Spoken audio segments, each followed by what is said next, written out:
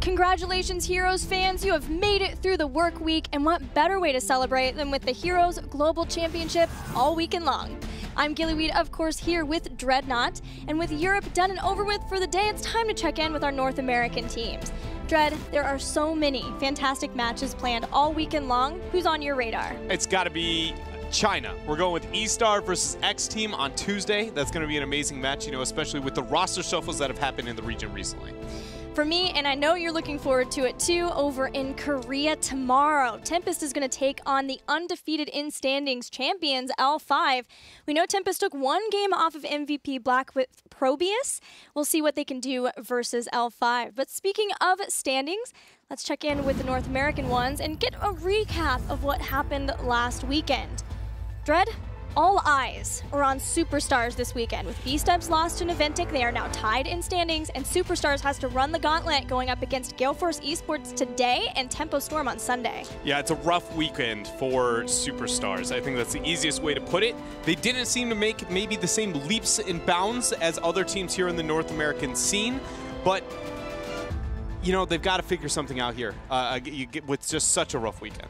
We talked to them, and we're going to bring you some of the information we gleaned about what they think about these two matchups. But before we get to that, that matchup is going to be the first one we start with today. But we are going to have more, and even just taking a look at the schedule, some of the series that you might have missed earlier today.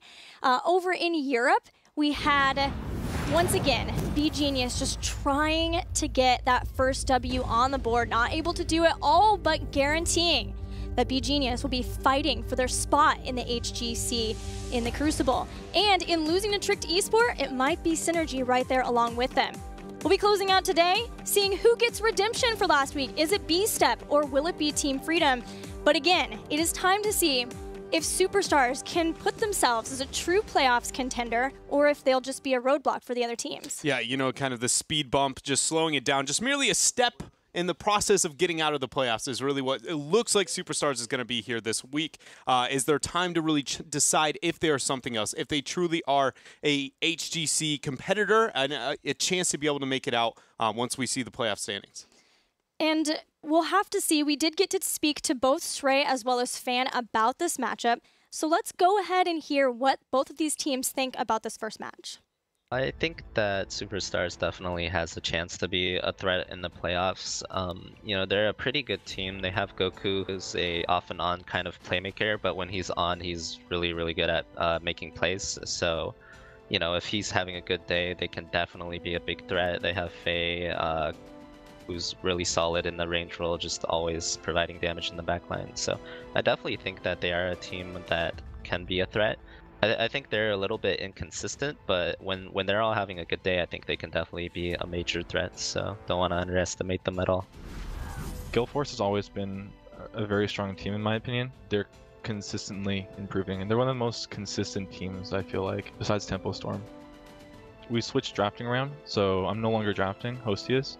And that's for a number of reasons, but most of all, he does a lot of research on other teams, and he puts in a lot of time, and he does it more so than I can. So I think that it'll make our draft more consistent, and consistency is something that we've always struggled with. So Gale Force eSports, after their matches versus Tempo Storm in Part 1 and then Teammate last week, they have become known for their Vulpine strategies. They are able to put so much thought and effort into what will be the best versus their opponents and obliterate them. But after they played versus Tempo Storm in Part 1, the next weekend they played versus No Tomorrow, and they just didn't look as strong. And they even fully admitted that they didn't put the same kind of preparation in, and that showed. This weekend, Gale Force eSports has two opponents. So will that hurt them? They're having to prep for two different opponents? I mean, it's gotta. You know, I don't think there's any world where it wouldn't hurt a team's ability to be able to take one of those series unless they completely just look over the other opponent, which is just, it's really hard to do, you know, just mentality-wise. It'd be like, you have two opponents, we're just going to ignore one, we're going to hyper-focus on the other. It will pull away from them. The question is more, is it too much, really? Does it hurt them overall in just how the, you know, entire league really reviews them and their skill level. And when we talked about Superstars, you mentioned that they had sort of a meh-ish performance versus Team Freedom last week, but when I talked to Sray about it, he said that the 2 games that they lost, they totally chalked up to drafting. Braxis holdout, they drafted Chin, it did not go over well for them, and then they had to protect the hammer composition on Towers of Doom, 2 Battlegrounds as well that Team Freedom has done really well on in the past too. So he felt like it was just to drafting. We know that Hosty is now drafting for the team. They're hoping that that brings some consistency to their drafting. Yeah, they really could use it. You know, I think they were a team that was always known, Sray in the past, as a player that everybody has kind of put up to. He can pull out those crazy strategies like ADRD out of the European region. A little bit of everything is what you should be afraid of when trying to draft against these types of players. But they've never been over the top with their success, almost ever. We have yet to hit that crazy flavor of the month like type team in drafting, ever be overly successful. So I think it's smarter to be safe with this, move into Hosty, maybe build some stability within their drafting and their play, and then as you level up, that's where you pull out the Stray strategies where it's like, can we do this? They expect us to go in this direction. You can pull out something more creative. But pocket strategies aren't so hidden when you're expected to use them. Well, we're ready to get into the drafting, starting with the Battleground pool for HGC. So let's see what the first Battleground will be. In fact, it will not be a death screen. We have them here. The bans and the picks are out. Dragonshire is going to be the first map, but first Superstars removed Cursed Hollow, and Gale Force eSports ridding of Warhead Junction. So this is consistent what we've seen from Superstars before. They've picked Dragonshire versus Team Freedom 2, and in general in North America, it's starting to become far more common to see our 3-laned Dragon Knight Battleground emerge. Yeah, even at HGC Europe, we actually kind of got to see a bit of the mindset of how teams can make that happen. Schwimpy was commenting about how they felt like they were always losing on a specific map, then suddenly they go, well, why don't we just practice that more? They end up doing well. Suddenly their priorities and maps changed. Now that's one team. Later, the rest are going to be able to pick that up here and there because everybody, again, not practicing Dragonshire for so long, suddenly becomes everybody's weakness. And now she is for now, at least in HGC, one of the most dominant picked maps in all of North America. Keep your eyes on the global heroes. Both teams love to play Falstad and Dahaka. Maybe a little bit more Dahaka for Superstars, whereas we know the Falstad favor for Gale Force eSports. But of course, we have to consider the shielding heroes too, Zarya and Tassadar, which is what Superstars is now thinking about if they want to ban it or something else. Yeah, it looks like we're going to rid of just the shielding, so keeping things very, very normal here.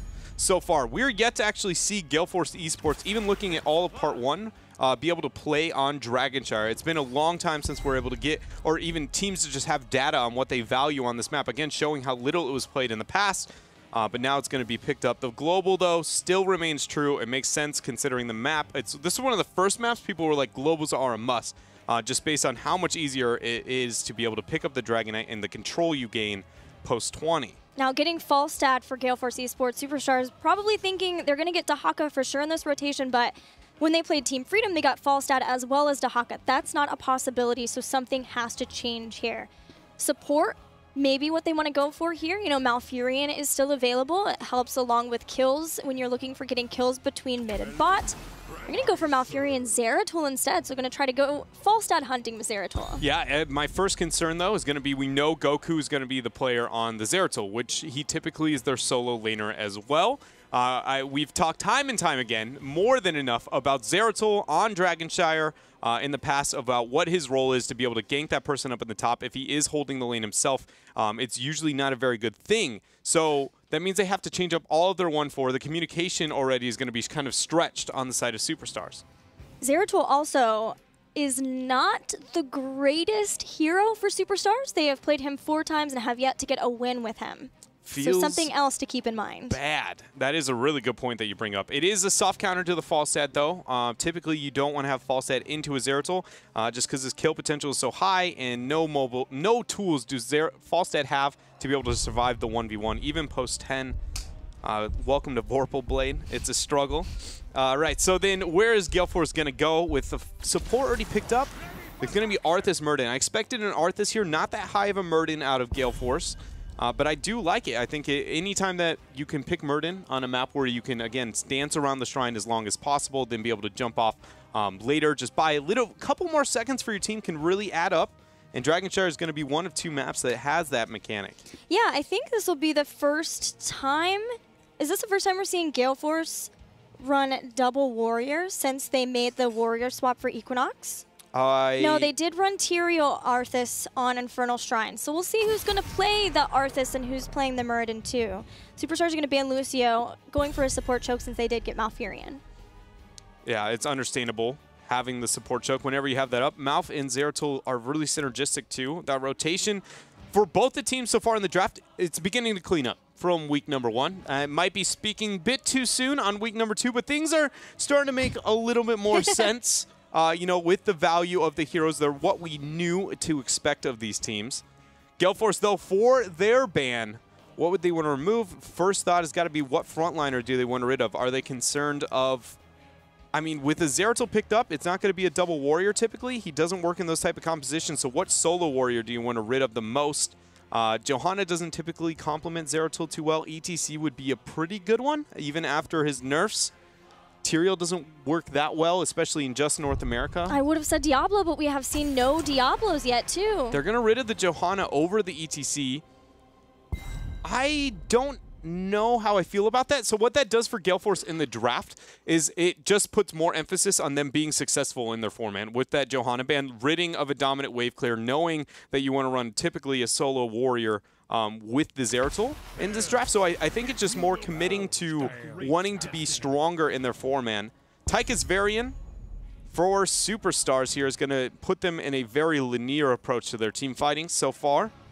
And that last pick, I don't think is going to be any major adjustments to it. Still yet to pick a really dominant top lane. The only one that I can see left is Ragnaros, which for North America, kind of unheard of. You know, he's not being played really right now. My initial thoughts are that Tychus will get sent to the top lane with Zeratul to float, potentially, and then Gul'dan will be picked for Superstars, knowing just which heroes that they prefer, as well as what they picked on Dragonshire last week. Yeah, that's it's risky, but I agree with where you're coming from. More on what is this team versus what is objectively maybe better decision making overall. And when looking at the comforts of Superstars, that does make a lot of sense what they're going to do with their solo. They could try to pick Jaina instead as well. They can and full commit to a kill composition, but then that again puts Zeratul as the solo top. Especially with Gul'dan being taken, options are limited there. Yeah, and with the Johanna removed, that puts wave clear up. Skyrocketed in favor of Gale Force into their 4-man. What about Kael'thas? KT would be all right, actually, into Gale Force's draft.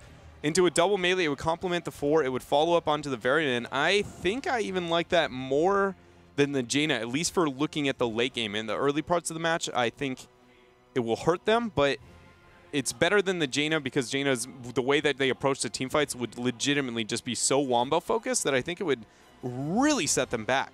But a Kael'thas is way more flexible in the approach to the team fights, works into the double melee, complements the 4-man that they need. They're still going to lose the top. That is the Zeratul pick alone. It's the first Probius of North America! Until you pick one of the most dominant laners in the game, Probius. Oh, I'm so excited to see the Probe. He's shown up in Korea, he's shown up in China, he's shown up in Europe. And done very well in each. He's not lost in Europe out of the 2 times he's been played. He won the 1 game in Korea. He did just lose the last game that Synergy played with him. Oh, that's true. So he has suffered. I think he's definitely won some in Korea, but I don't know if he's lost some. And then he's won in China too. So he's pretty much just the most, he's just too good. OP probes are OP. OP probe is Probe OP. is good unit. I guess it is.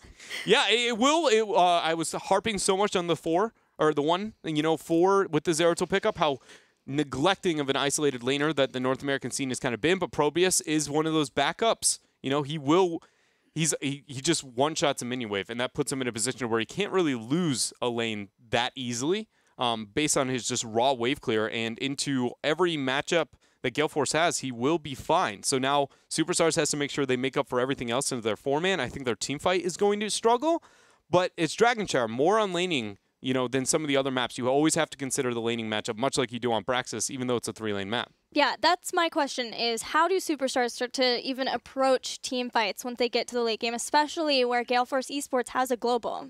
it's going to be tough. It's going to be a lot of, they have insane counter initiation. Having the, Void Prison to be able to buy a little bit of time for Probius to set up more, for Mouth to be able to do those things, it's going to be really awesome. But if they have an advantage, how they force is only through sieging, and even then it's not that great. It's good into the composition that we see out of the opponent. So what Superstars I would like to see them do, but I feel like they're not going to, is just a lot of that pressure when the objective isn't up through the Probius Falstad double backline into a double front line. It allows them to just siege up and just go, you cannot deal with us if we get any kind of talent to your advantage. But again, that's such a missed approach to the game in North America right now. Well, we'll see if Superstars figures that one out. We are ready for game number 1. We are headed into Dragonshire. We'll see you there.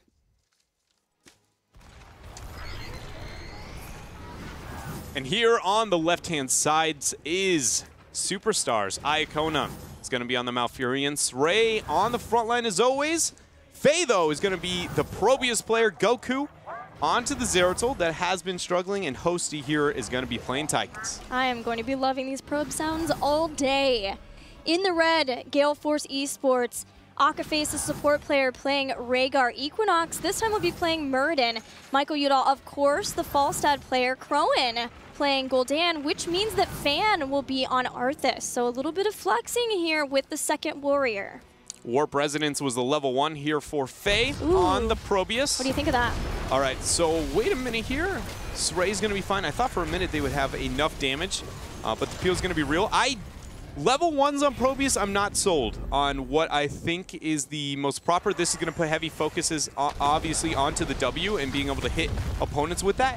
When it adds up to getting 3, when you stack all 20, it's insane. But up until that point and getting that off, Iacona, Stormbolt, doesn't matter. That is going to be first kill. Traded, though. Ray's not done. He's going to be on the retreat. My goodness, Gale Force here quickly going to get 2 kills. Nice butt bite from Akaface to get that second kill on Varian 2. Yeah, Warp Resonance is unpredictable how easy or hard it's going to be to stack. There are no stealthies, really, on the other side of Gale Force eSports, so maybe we could have still done a cannon build here, but we'll see how Warp Resonance is able to stack. We'll keep you in the know about those. For reference, you have to hit 10 before you increase the explosion damage.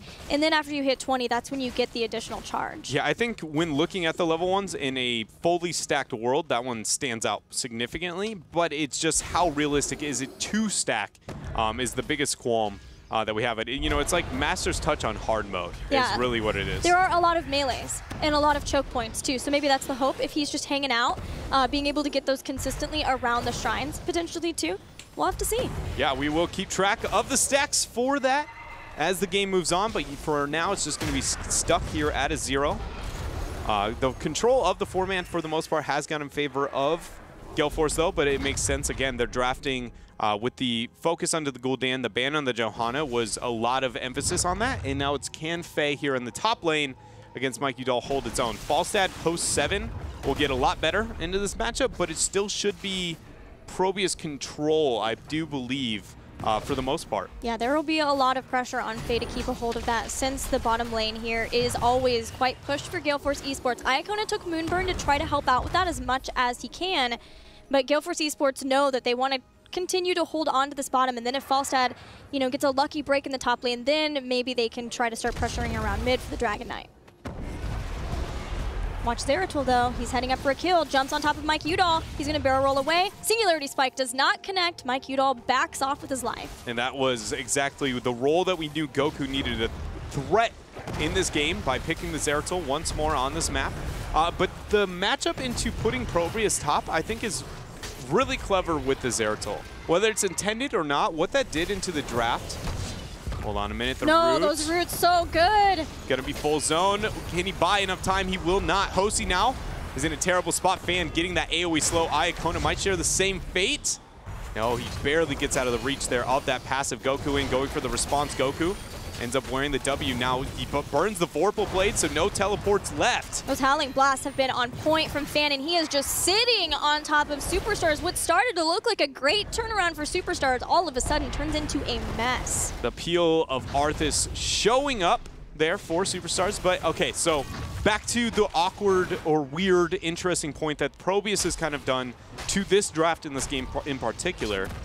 is the fact that, oh man, that flight, it's probably going to cost Probius his life. And Pulse didn't hit or delay too, so Faye paid for nothing with her life. That is unfortunate. First Dragonite goes to Gale Force eSports, who have amassed a full level lead in experience. So when looking once again at the people that could match into the Probius, only Arthas is really the only person who could go up there and do anything other than the fall set. Arthas would lose the early game significantly faster than the fall set itself, so it forced a Squishy up to match the top, which then makes Goku more reliable, right? Anytime that's a warrior up there to be able to try and get that gank, it's more likely that the Zeratul just goes, we're fine. Yeah. But then by putting Probius in anti-melee, should be a 1-for-1 here. Udal only has... Doesn't have anything set up, though. Yeah, that's a good point. He's trying. He's avoiding those warp rifts. One more pulse. One more Q. Oh, no, but Faye's getting low, too. Oh, and they go even! The trade. Oh, rough start for Superstars in this game. That is everything just crumbling by the control of Gale Force with that 4-man, the pressure, having 8 kills, you know, with the peel of Fan. Everything is just going to plan for Gale Force here in this game. And though, you know, it might so far not have led to the most competitive, you know, it makes me smile a little bit on the inside just based on the fact that that's what we would expect from Gale Force, and we know that they have been kind of hit or miss when they hit those mid-tier teams. How much effort do they put into their games? How much focus do they have to kind of just buckle down, do their job, and walk away? And for game number 1, right now it looks like that is the case. To have that level and a half lead pre-10, this is what we expected after the amazing performance they had in week 1. And how they have gotten to this point is just straight up clean play. If they lose somebody, it's because they know they're going to get more kills from that because they make the faster rotations, like in bottom. So far, everything paying up in dividends for Gale Force eSports. They did promise that they were going to put a lot of preparation in for Superstars. They have a lot of respect for Superstars as a team. They see them as, you know, maybe the next to challenge the top teams in NA. But for now, it'll be Gale Force who commands a lead in this game. Still no heroic abilities for Superstars. Gale Force eSports taking advantage. Going to try to get the first keep of the game with Cindergosa. The Horrify to get the split. Icona had the cleanse, though. So nobody's going to walk out of position with Cindergosa disabling this keep. It should go down, but Gale Force is getting zoned out. For a team that has 10s and 2 seconds ago was saying, hey, let's fight, looks surprisingly not convinced anymore. Heroic's down. Cindergosa's effect has literally melted away. I'm going to pull back and heal up, but there was always Gust. If Gale Force eSports really got into trouble, all Superstars wanted to do was defend their keep and get heroic abilities, which they are so close to getting. It's going to be a huge breaking point for Superstars. Their composition will come online with that 10, but they're still so far behind when it comes to control on the map and experience, but that is going to cause a desperation play and one that needs to be effective, or Gale Force could pull just farther ahead. No gate. What do you think of this? Is this to put on the other side of Void Prison, so once they bust out of Void Prison, no one can leave? I've only ever seen Pylon overcharge. I'm gonna be honest, so have I. I've seen no gate, and I've tested no gate, but I don't see much of an argument for it. Especially considering their team, it makes her so much more mage-focused that maybe that's the argument, but I just feel like with the Void Prison, being able to be like, all right, here's a pylon, here's a turret over here, and now I press the R button, and you have to fight into his heroic choice, because the other one is insane. The damage output, it's a pretty long cooldown, but how easy it gets value and how hard it is to fight over a territory. And how long it lasts. Exactly, it's so good. It's just whether or not you can set it up, and Falstad, again, buys that time for you.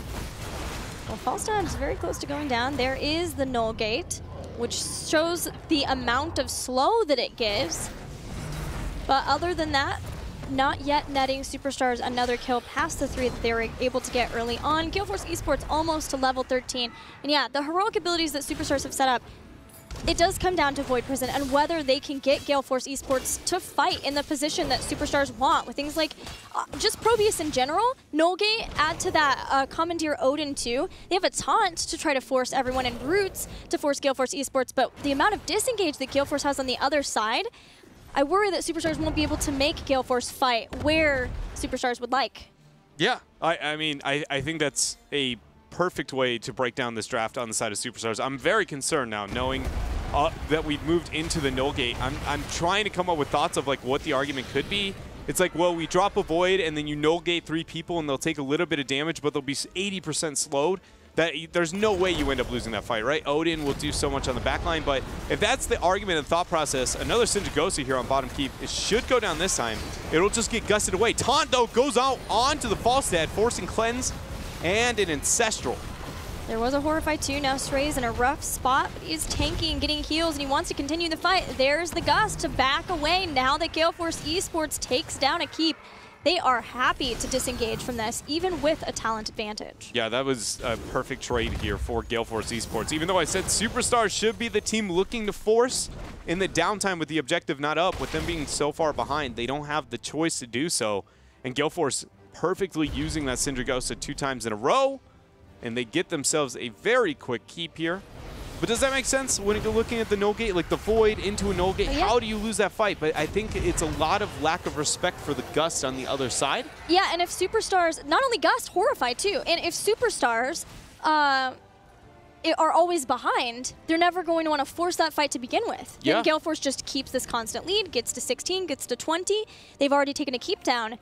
They get the right fight now where they get enough people killed, and especially as respawn timers get later, they'll just win the game before Superstars can ever feel confident in making that setup. Yeah, but if we do see Warp Resonance stack all the way to 20, right now it's at 10, but at 20, the casting utility that no gate's going to provide might make it justified. It's just that is a long ways away, as we are still only halfway stacked on Probius's level 1 so far. Void's going to be used. Prison, Twilight Dream 2, trying to get a takedown on Muradin. He will do so before he can no-gate in. The no-gate slowed him down from being able to even get in the Void Prison to stay alive, so that's a kill for Superstars that they desperately needed. Maybe that's it.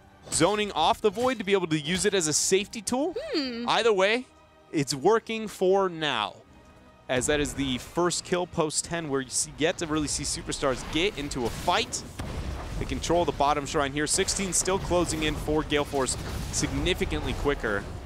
Goku trying to take a trade, 1 rotation of spells coming out from, oh man, Gul'dan. Goku actually dying there to the Falstad, gusting away the Probius. That Horrify was perfect too. Iacona is going to get taken out. That's 2 kills right as this Dragon Shrine phase is commencing. Speaking of dragons. But Gale Force eSports don't want a dragon. They want kills. They take out Probius. This fort provides no defense to Stray.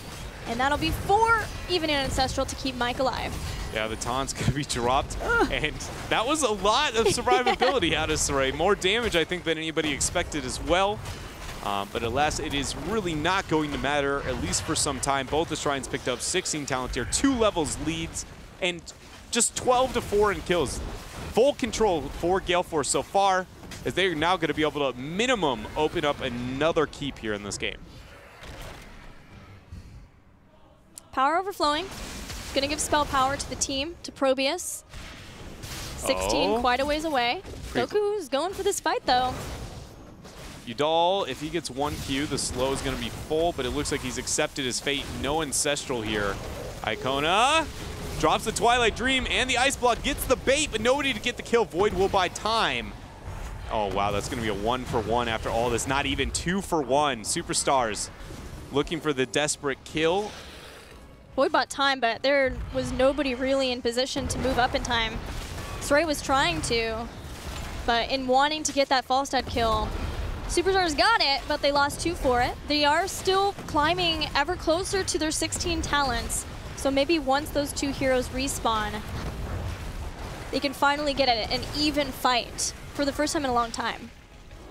Yeah, it's just, is it too late, really, is the question. With Void and Twilight down too, it's going to take even longer than that. Yeah, they've got at least another 60 before it's realistic for them to take a fight. At that point, the Dragon Knight won't be up, but it will be soon. Gale Force will be closing in at about 19 at that point in time. So they've got a level, really, where they can try and take advantage of the fact that Gale Force is not going to be one of those significant talent tiers ahead. It's just whether or not they get it. So Gravity Well is the choice for Probius, which is the increased slow in the center, but what I'm looking at is Lead Rain for Tychus. More and more slows, so just a lot of control. Okay, Horrify and Gust at the same time, that might be a blessing for Superstars. It's going to be, and Sindragosa as well. You know, even time significantly later. Syndra has a pretty long cast time, probably underestimated amount if you don't play very much Arthas. But that was definitely not like, oh, Gust was used at the same time as Syndra. Fan there with the delayed use, questioning if they should look for a reinitiation. And so Gale Force here is down those cooldowns, and now Superstar's window is going to get a lot bigger here. Yeah, especially because Void Prison and Twilight Dream are now up. Odin was used, which maybe was the fear factor for Gale Force to use all those heroics, but that's a perfect spot for Superstars to try to get a fight, knowing that those disengagement tools aren't available.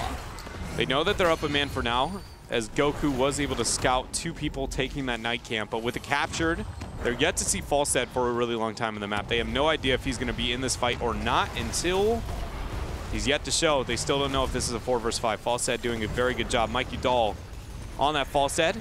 The lack of information you give to your opponent makes the plays significantly harder to be able to make. That's, you know, sometimes the lack of information you give is better than like knowing something of your opponent, really. Yeah, he finally and that's showed a prime there. example.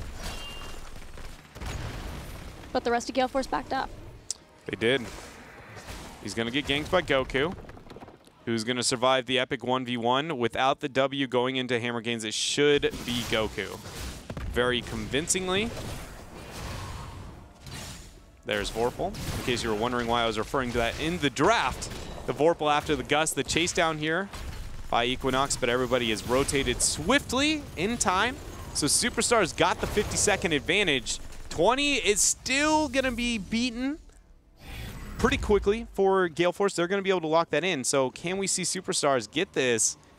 Man, I can't help but feel like that might have been an Icona channel. No. I'm crazy, right? It's taken a bit. But Goku got it before Murden moved up. Yeah, it seemed like maybe Kona was going to channel, and then they were like, hey guys, let's not put our support in here. That's not a good idea. At first it was like, let's get Icona, and it was like, oh, we shouldn't put supports. And you're like, yeah, we can buy enough time. So I thought Hosty was going to be the one. Twilight Dream, fat-fingered. Ouch. I've seen that once before in competitive play. Poor and Swoy. it was the beginning of the end. It was the beginning of the for end. Swoy after that fat finger. Superstars. What a grand finals that was. Hoping not to share the same fate. That was the Eastern Clash Grand Finals on Cursed Hollow, for anybody who wants to know, the legendary Swoy Fat Finger. It was rough. They did try to climb their way back, but anytime you start off, there's a Howling Blast to Goku, Void Prison, but Mike Udall flies in for the kill. Just getting the swift assassination there. There goes Sindragosa, slowing everyone down. Same with Faya No Gate, on though. the tree. She's trying to back out. She ends up making it for now. Gus is going to be used out of fear of that Odin. This is going to be a siege attempt once more for Gale Force, but only a man down is going to be the advantage, and then they're 20. With Sindragosa burnt and so many heroics, Superstars can actually hold this off. Again, just the lack of siege that they have in their composition with that double warrior, only having that double backline versus the 3 backline of Superstars. Superstars holds. They're getting closer and closer to 20 as well. But Epic Mount now for Falstad makes things a bit more difficult for Superstars. There's also Haunt, the pretty scary one. Equinox going to dive on the point. The rest of Gale Force eSports moving in. This is going to be given up. Mike flies to the other side to see if anyone would be flanking up. Yeah, and if anybody was questioning staying on that night camp a bit too long, it was a perfect Gus location to pin against the wall, push back into Gale Force. Really heads up flight there. The map pressure is real coming up from Gale Force eSports, but understandably so, considering this is just how Dragonshire functions.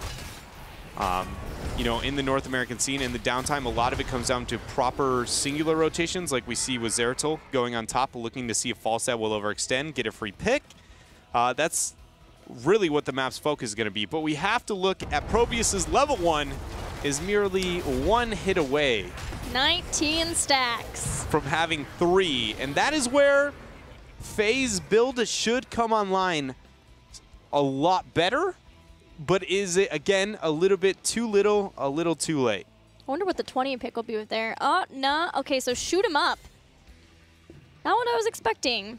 But with additional Warp Rift charges, then maybe that's the cause. Is you're just going to have constant disruption pulses that can go in and throw a ton of area of effect damage. There's so many slows now with Lead Rain, Roots from Malfurion, slows from Probius himself.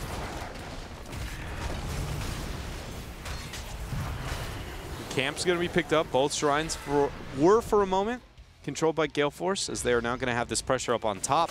And then they've got the global. So what they do now is you keep Falstad split pushing with that with that pressure on top, and everybody else can collapse downward.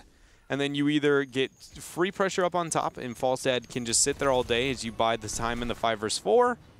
But they actually didn't rotate at all. They're letting Superstars move up on them. They're fighting on a shrine they own. That is rule number 1 of what not to do on Cursed Hollow, or excuse me, Dragonshire. Stray was marching, seeing if he can get any of those heroic abilities to be burned from Gale Force. Goku's checking out, watching for the grouping. There's a bunch in the back. Void Prison hits 3. There's going to be a gust splitting them. Goku's in a bad spot for now. Void Prison just dropping. Icona getting chased. Faye takes a lot of damage as well. Goku goes in onto Udall. Vorpal's over. They get the first pick here, so now it's even as Faye falls. Twilight Dream saved her for a long time, but having Stray in the VP, it was rough at first. Hosty loses his life. A 2-for-2 trade. Goku and Iacona still standing. Stray is waiting to see where he can dive in. He's found Crowan. He has found Crowan. Iacona here, I don't know if he's used a Stormbolt or not yet. Taunt goes on to Fan. If he does, he can still just bait in, bolt out. We'll find out here as he goes down. There's going to be the Ice Block bait. Equinox missed the Stormbolt too. That's his only lockdown, his only source of damage. As they're going to be healing them up, there goes the Q regrowth onto Stray. Superstars fighting back here in this game at the level 20 mark. It cost them a lot, as we see, you know, that pressure up on top will not get the keep, but it's so very close. They need to get those Dragonites, though. And look at, they're still skirmishing up here. Equinox just buying as much time. Falstad will be up in a few seconds. No mana. Taunt, no mana, though. This could spell the end of Muradin. And just as the rest of Gale Force eSports were starting to respawn, 6 seconds until Superstars return to the battlefield, Falstad flies bottom just in the nick of time to ensure no Dragonite, at least not yet. And you'll have the Epic mount, so he should be able to fly soon. Only getting it down halfway there just to make sure the Dragonite cannot be channeled while everybody's trying to survive.